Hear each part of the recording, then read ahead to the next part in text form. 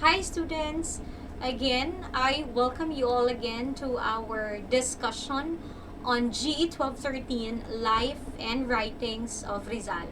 So for today, I think you already have an idea what we'll be talking today because I know that you already have read the reading material assigned to you for this module, and the title itself is flashed on your screen. So for today, we will be talking about who and what made Rizal our foremost national hero. So there are two basic WH questions that will be presented to you in this module. It will be just very short, but we will try to dig in deeper to these two reasons given to us in the article written by Esteban Ocampo.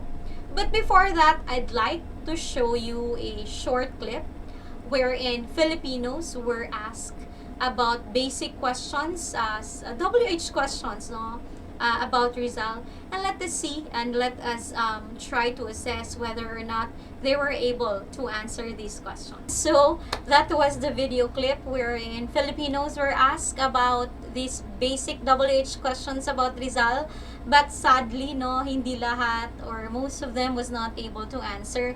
And it's kind of sad because Rizal as our national hero in the hearts of the Filipino people, these things could have been basic. But I think these are also things that we have to consider, and the same reason why you are enrolled in this subject. That I hope at the end of the course, you will be able, if someone will ask you randomly about these questions, you will be able to answer and could give your best foot forward. But I know you will. But anyway, for today, we will not be talking about these basic objective questions, but we will be talking about very essential what and who, and it will be short. We will just try to answer and to understand the article that you've read about who and what made Rizal our national hero.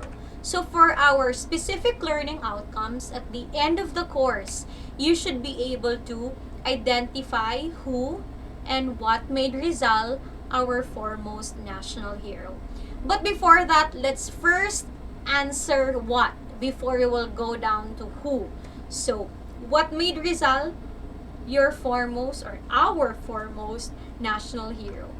Again, class, this is an article written by Esteban Ocampo, and this is the picture of Mr. Esteban de Ocampo, and he wrote very precise definitions about what a hero is and who really made Rizal our national hero. And alongside discussion, I will try to give you specific explanations into each things that Mr. De Ocampo was able not to raise in this article. The first question is, what made Rizal our national hero? So in this article, Mr. De Ocampo was able to give us three definitions from Webster's New International Dictionary of the English Language. So sabi nila, for you to define a hero, you have to quantify whether or not he suits into these three basic definitions. So the first definition is a prominent person or central personage taking an admirable part and remarkable action or event. Now, if you go back to what Rizal had did in history, I think with all the things that he was able to do, creating the La Liga Filipina, taking part in La Solidaridad, writing the No Limitangere and El Filibusterismo, encouraging Ilustrados to take part in the revolution, becoming an exemplary person, telling the women to take part, that the young women of Malolos has a role in the society and that men and women has equal contribution to this history. These are just proof that Rizal is a prominent person in history. In short, he qualified to our first definition. What about the second definition? A person of distinguished valor or enterprise in danger, fortitude in suffering. Rizal, in the second definition, willingly accepted to take part in the revolution. Even if he did not raise an arm, but writing the Noli Me Tangere, igniting the spirit of nationalism to fellow Filipinos like Andres Bonifacio, and being able to lead the fellow Ilustrados to write propaganda campaign against the Spaniards, these are things that putting himself on danger. And when he exiled himself in the Pitan and even eventually faced death in hands of the Spaniards, he was able to prove that he is willing to put himself in suffering and danger for the Filipino people. And again, he fits our second definition. What about the last? Presentations are communication tools that can be used as lectures, speeches, reports, and more. I think there's no need for us to quantify this because it's basic and elementary that the reason why Rizal is emulated and is a person of distinguished valor, and because even up until today, his books, his lectures, his writings, and even why you are hearing about him in my lecture today, it's because his life is worthy to be emulated. And the same reason why all these three definitions are fitting to Rizal as a hero. In short, there's no question that the what fits into our hero, which is Rizal. And so, who made Rizal our national hero? Class, I would like to make this clear. There is no law, no official proclamation, or any presidential proclamation declaring Rizal as our national hero. In short, he is not yet declared as the national hero of the Philippines. So the question is, who made him, in the minds and hearts of the Filipino people, our national hero? So again, there is no single person or groups of person who are responsible for making him the greatest person the Malayan race has ever produced, but these three groups of persons have made Rizal our national hero. So Rizal himself quantifies the first who. It's because, again, in the definition of a hero that we had earlier, there are a lot of things that Rizal was able to exemplify that made him a hero. And those are the things that we will be learning as we go along with this course. His own people, we, you, your parents, the Filipino people before us, and even the Filipinos of today considered him as the national hero in their minds and in their hearts because of all the deeds that he was able to contribute in history.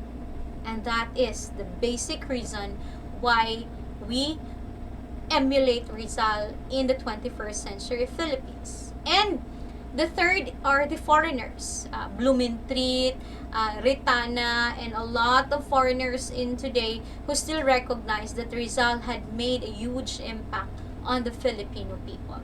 So who made Rizal our national hero? No law, no presidential proclamation, but Rizal himself, his own Filipino people, and the foreigners. Overall, we can see all of this who and what because we see Rizal everywhere. We see his monuments being built in schools, in parks, because we believe that his contributions are worthy to be there, and it serves as a reminder to the Filipino people that he is everywhere. He is worthy to be emulated.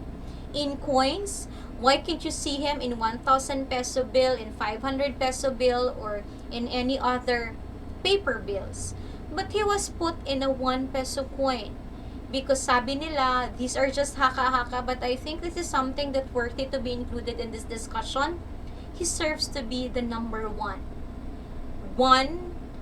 Number one in the hearts of the Filipino people. And the second reason perhaps is any person, or even the masses, the lower middle class, will always have that coin in their pockets.